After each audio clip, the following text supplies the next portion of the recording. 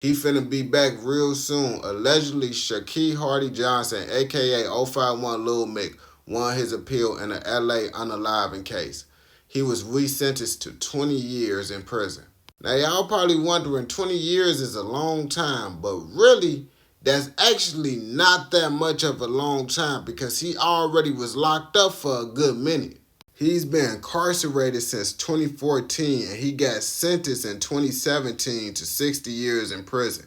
So that means he gonna get a lot of time served. So he really only gonna be up in there for 10 years and he might be eligible for parole. So he might get out a little bit sooner.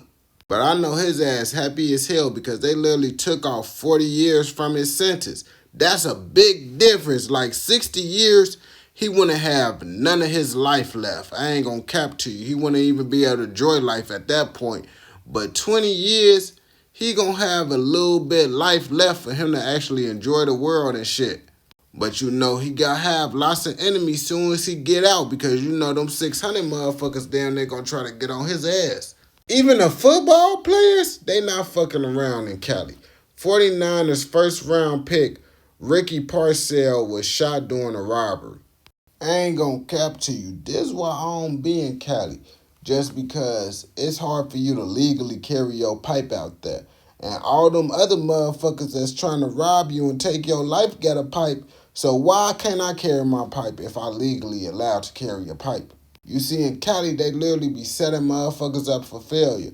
But it's just like New York and all them other goofy ass states. I ain't gonna cap to you.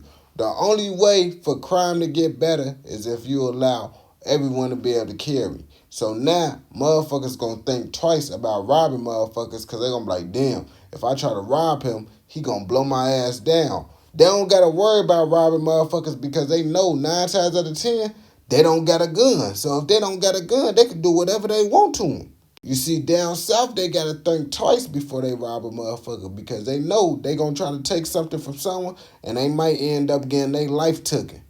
But hopefully Brody is able to make a full recovery and this don't affect his career too much. It's over with for Diddy. A judge said the Miami hotel must hand over anything relating to Diddy from 2008 to present. And I ain't gonna lie to you, man. 2008 is a long ass time away.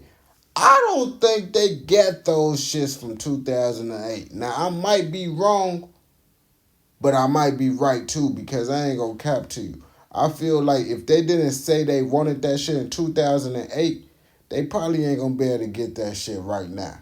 Because they only keep video footage if they looking for something and they know that shit is important. If they wasn't looking for Diddy back then, that mean they didn't download no videos and save the videos, so they don't even know where to look. They probably got new security cameras and all types of shit. Because you got to remember, we in 2024 now. 2008, I was only motherfucking 6 years old, man. 6 years old. Like, I ain't gonna cap to you. I'm 22 right now. But what do y'all think, man? Do y'all think they still gonna have the evidence against Diddy or y'all think it's all lost?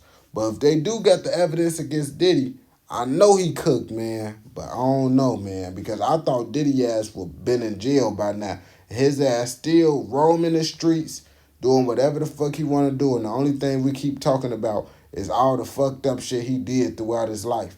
Brody was off that shit for sure. Nardo Rick brothers relying on the defense of insanity after being caught on video shooting at Florida home in March. Now, I can't show the video, man, on TikTok, but Brody literally came up to a house, kicked on the motherfucking door. The door did not motherfucking open. So he motherfucking just started shooting at the door. He only shot one time, and then he walked away. The police ended up finding his ass, and they said his ass was tweaking out and shit. They said they literally found bro laying on the road near a garbage can approximately 100 yards away from the house after the shooting occurred. I ain't gonna lie to you. Yeah, he most definitely probably gonna be able to win that insanity case because had they caught his ass, they most definitely already assumed his ass was crazy than a motherfucker. And he got that Nardo Wick money, so that means he most definitely probably gonna have a good ass lawyer. They caught butter ass lacking. Jaro Siri Mikey pulled up on FBG Butter Hood after they were seen going back and forth recently. They said FBG Butter ran in the video. Now I watched the video and it ain't look like he ran, but I want y'all to see, and I'm gonna see what y'all think. Do it look like Butter ran in this motherfucking video? Cause y'all see he all the way down there with it, and they right here talking about don't run, woo woo, this, that, and the third. But if you trying to make bread without working a job, check out the bio and you can run a moolah through your phone. But they ain't do shit in the video because Butter end up going in the crib and they just end up turning around saying Butter ass scary and shit. Shit, but if I was Butter and I seen multiple niggas walking up to me, oh yeah, I'm most definitely going in the crib too. Because I don't know what the fuck y'all ass got going on unless I got that switch on me. Then it's whatever. Then it could be whatever. I ain't gonna lie to you. At this point, just shut down the schools, man, because I keep on hearing bullshit about these teachers not treating these kids right. A teacher was arrested after using her legs to put a 3-year-old in a headlock during class. As y'all can see, she literally got the kid in between her legs while she reading the motherfucking book. Now I'm trying to figure out who the fuck took this picture because motherfucker, I know damn well none of those kids had a motherfucking phone up in that class. But then again, too, lots of these young kids do be having phones, so you never know. Actually, in the details, they said when the paraeducator turned around, she saw the teacher sitting in a chair with the toddler in between her legs. You know, she ended up motherfucking snitching because that's how she ended up getting arrested. She said the boy's face was turning red as he screamed and tried to free himself from the chokehold. The paraeducator took photos of the incident and sent them to the deputies, who they say saw Ortier's legs and feet placed on both sides of the child's neck, appearing to hold him in place on his back, while continuing to read to the other children in the classroom. They said since the child was so young and also has autism, the deputies weren't able to communicate that much with the boy. So that's even worse. She did this shit to an autistic boy. You see, that shit fucked up right there. And I'm trying to figure out why the fuck the paraeducator, whatever the fuck they is, didn't stop that shit theyself. After I took the pictures, I would have bugged up. Shorty, on gang, you trying to do that shit to kids? Now you gotta bug up with the adults now and see how tough you is.